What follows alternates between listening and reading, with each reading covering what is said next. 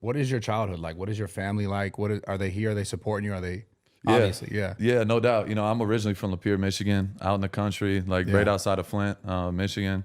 Um, Super country town. I mean, Yeah. I have Hadley Elementary, went to school. There's a trailer park right next to it, out in the sticks. But it was awesome. Like all my good friends, all my closest friends, we literally all lived on the same street. We grew up playing basketball, football, everything together. So yeah, my parents are together. They're still together. Yeah. You know, I grew up low middle class. But yeah, my family did well. And then around 2008, I think it was 2007, the whole market crashed, and my dad was in real estate, Yeah. and we lost everything. We lost a house, and my dad left. Like he was trying to find work basically, and so it was my mom and my brother and sister at the crib, and we were just waiting to figure out where we were going to move to because we And what couldn't. age are you here? I was like 10 years old. Okay. I was like 10, so I was like I was sick to my stomach because like I didn't want to leave Michigan at all. And me, you know, obviously my siblings felt the same way, but my grandparents were out in Texas, so he was looking at Texas a little bit for work, and then he was looking in Florida a little bit, but my grandpa was in Texas. We moved out there right as I was going into middle school. So I went to middle school and high school out in Texas. And then yeah, it was on from there. Yeah. But it was tough, bro. Like my parents, you know, the one thing about them, like they've been like my mom's been working since she was 10 years old. Like she's an immigrant. She came from Yugoslavia. Yeah. She's Serbian and Albanian, so I'm half that. Do you know how to talk and shit she's in a worker. Serbian or what? Not fully. I know a little bit, but I'm not gonna act like I speak it like Yeah. that. But yeah, you know, my mom's a worker, my dad's a worker. He grew up with a single mom. You know, my mom had 7 brothers and sisters growing up in, you know, inner city Detroit, Yeah. as immigrants. So like I come from that background. You know, my Like focused are you on it? 100%. So it's 100%. interesting too, because you obviously came from the addiction. It was the alcohol, right? Yeah, mainly. Overcoming that, like at what point did that start? Honestly, from day one, like when I started in high school, Oh, you were drinking in high school? yo, hell yeah. Fuck. And the first time I ever drank in high school, I was like, I'm in love. Like this, I could go up to any chick and talk now. Like I was a middle child, redhead. Like Yeah. I wasn't the most confident kid growing up. And yeah, so once I had the first drink of alcohol, I was like, I This feel is like it? a new Yeah. man. So yeah, it's just kind of, you know, what it was for me. So I went to college. I went to Eastern all the way across the country by myself, basically. Yeah. And now it's like, fine, this is real freedom. I can do whatever the I want. It was the worst thing for me at the time. So it got worse and worse. And you know, I was able to manage it to a certain extent, but I was always that dude that was too fucked up and Yeah. didn't know how to handle my shit. So you know, I was able to stay afloat. And then once I got to the league, it just got worse and worse. And then it's not like college. Like you're not at school all year round like that. Like once the season's over, do whatever the fuck you want. I could do whatever, but after my rookie season, then it just got worse. Like I couldn't, I was completely out of control. I had no limit on what I could do. So like I was just partying and doing the most at all times. So well, it got to a point, like it was March 11th. That was when I got sober, in 2020. And I called my girl, called my agent. I'm like, listen, I need help. Like I woke up one morning, I was literally beat, like sweating my ass off. Like I felt like death. And I was like, I can't keep doing this. Like I'm gonna literally run myself to the dirt. Yeah. And you know, at the end of the day, like football is my purpose. Like I know my purpose is bigger than just football, but there's no other thing on earth I'd rather be doing. There's nothing that is more, you know, I can give more of an influence on other people and help people, and Yeah. it's just part of the story. So yeah, bro, honestly, it was after my rookie season got way out of control, and then I was like, yeah, I need It's to fix interesting this. though how like it's because I watched the interviews and stuff that you've done. Yeah.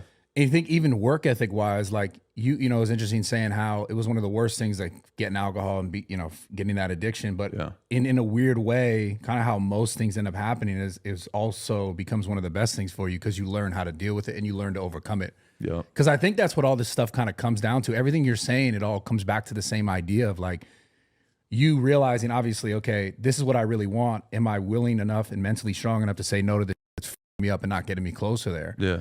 And that mentality, like to get out of like an addiction, because alcohol is a real addiction. Hell yeah. To get out of that real addiction and to put yourself in what you really should be doing, Yeah. that same sort of like mental fortitude it takes to say no to something that's so easy or so like pulling you Yeah. is why you're able to probably continue to excel at the rate that you're excelling at. Yeah, no doubt. And that's the thing. It's so accessible nowadays and it's so like normal. Bro, yeah. You see it on, it's, you know, every football commercial, there's a Bud Light or a Yeah. whiskey or whatever it is. Like you see it all the time and it's become normalized. And for me, like, that's my superpower. My guy, you know, my sponsor, he told me that since day one. He's like, your sobriety is your superpower. He's like, there's nobody doing what you're doing on a daily basis. And I live in Las Vegas. I got a million bad influences around me. But the fact that I can stay locked in and stay dialed in, and keep bettering myself as a person. Like, I'm not perfect, bro. Like, I still have a million things I got to get better at. But I know, like, on a daily basis, I'm getting better and working towards that. So staying sober is number one before anything. If I stay sober, I got a chance. So that's all that matters. I wake up every day. Thank God I'm here and that I'm sober and clean. And from there, you know, from then on, I can go and just keep improving. So well, I was watching a podcast on Andrew Huberman's podcast with David Goggins. They were talking about like a part of the brain that actually like expands or shrinks based on you doing things that you don't want to do. Yeah. Like, so at some point, obviously, like, don't want to do it in this sense, like, okay, alcohol's there. You saying, like, physically saying no to this sort of thing, like expanding in your brain. It's also related to like dopamine and your ability to like overcome. Yeah. Like, the greater it becomes. So the more you say no to things that you really want to do, or the more you say yes to things that you don't want to do, the better you kind of become at that. And I think a problem in today's world is like most people just say yes to because it's easy, and they say no to because it's too hard. Yeah. 100%. So I think the more that you do those things that you don't want to do, and you say no to the things that you really want to do, the better you are just as a person, no matter what you're doing. Yeah. Like, it's crazy because it's a real like physical thing that happens in the body. Yeah.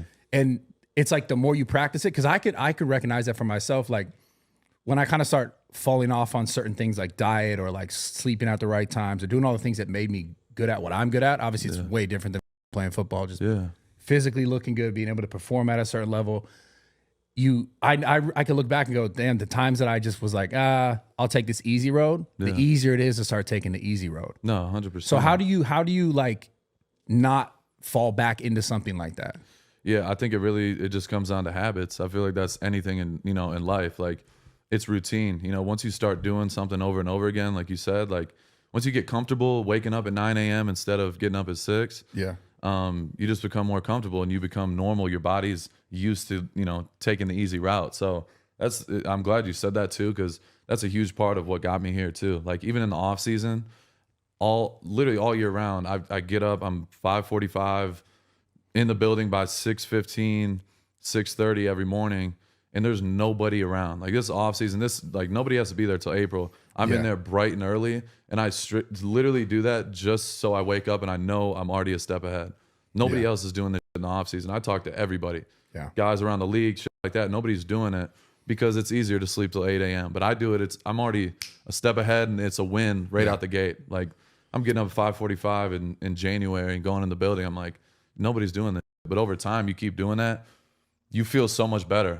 I'm done. I'm putting in 6 hours of work, and it's noon, and I'm going back home to my girl. I can do whatever I want the rest of the day. Have my meal prep. I eat at the same exact time every day. I go to bed at the same time, and I feel so much better the next day. But if I sleep in at 9, work out at 10:30, then I'm already 3 hours behind of how I usually work. And then, you know what I mean? I can't operate that way. But I have like a addictive personality. I'm obsessive about doing shit the right way. So the way I don't fall back into that is just stay in my routine religiously. And it's not easy. Like, some days I'm like, fuck, I do not want to get up at 5:30 right now. It's not supposed to be. It's That's terrible. the point. But I know at the end of the day, I'm gonna wake up and get up and do my, I'm gonna feel 10 times better about myself. And I know I got better and took a step forward. So well, that's I really noticed, what it comes down I to. saw you do an interview with Sean, and you were talking about doing things that you don't always do to kind of like maybe get some sort of an edge.